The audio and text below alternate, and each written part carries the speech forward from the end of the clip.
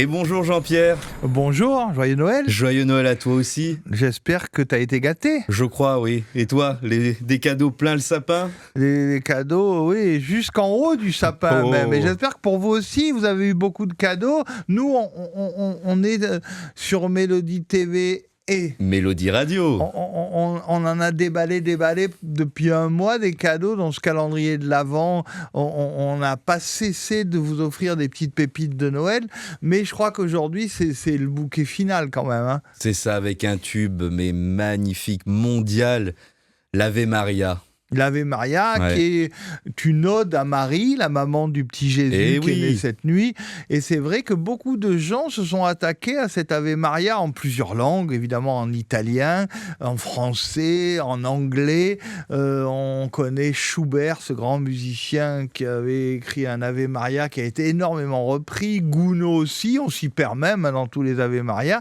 Et plus récemment, évidemment, oui, voilà, vous avez vu sa banane, hein, donc vous avez compris de qui on parlait. L'Ave Maria du grand Aznavour. Voilà, il avait d'ailleurs enregistré en 78, je crois. Sur l'album dont on a parlé dans ce calendrier de l'Avent d'ailleurs. Voilà, et il l'avait fait d'ailleurs en italien aussi, en 78-79.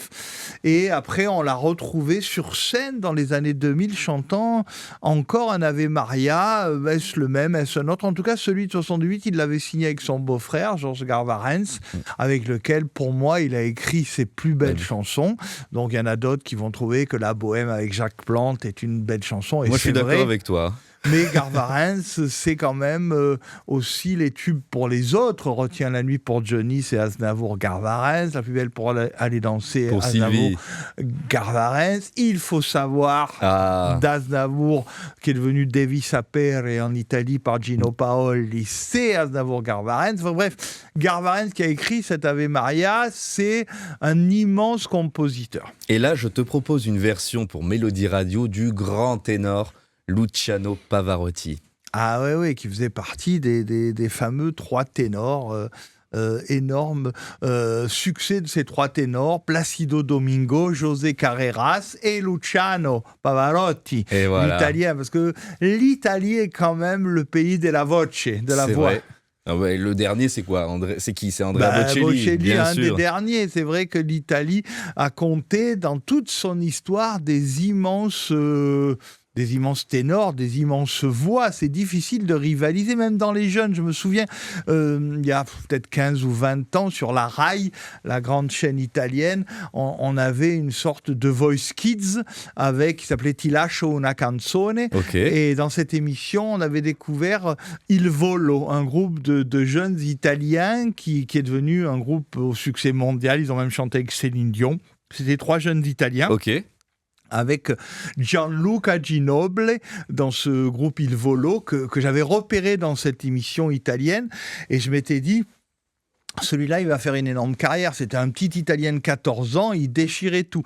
En tout cas, ces grands noms italiens, comme Pavarotti, qu'on va écouter là, c'est difficile de passer derrière. Hein. Si vous chantez sous votre douche, c'est pas sûr que vous allez finir en duo avec Pavarotti. Hein. Et nos chers amis téléspectateurs de Mélodie Télé, ils auront droit à une version de Mireille Mathieu. Ah, la grande Mireille. La grande Mireille Mathieu qui vient de Provence, qui vient de chez nous, parce que Gilles et moi, voilà, elle vient d'Avignon.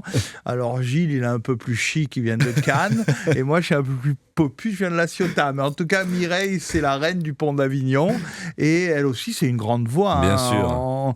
Écoutez, et elle travaille énormément, elle le disait encore récemment. Et puis quand on écoute, par exemple, Paris en colère, c'est extraordinaire.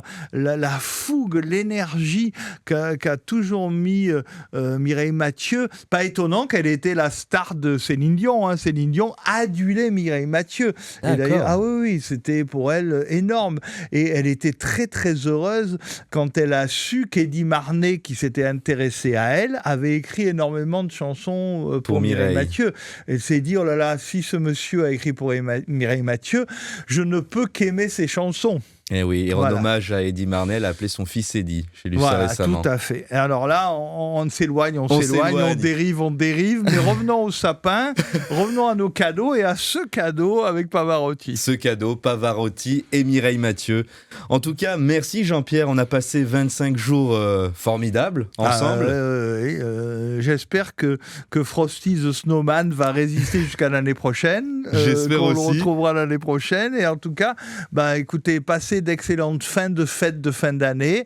Ce cotillon serpentin, il faut y aller à fond là. Et oui, joyeux Noël à tous. Et puis, belle fête du réveillon pour le nouvel an qui va arriver dans quelques jours. C'est ça, et puis vous pouvez retrouver cette émission sur Mélodie Télé, sur Mélodie Radio aujourd'hui, et bien évidemment en podcast sur www.melodie.radio, et puis sur toutes les plateformes d'écoute.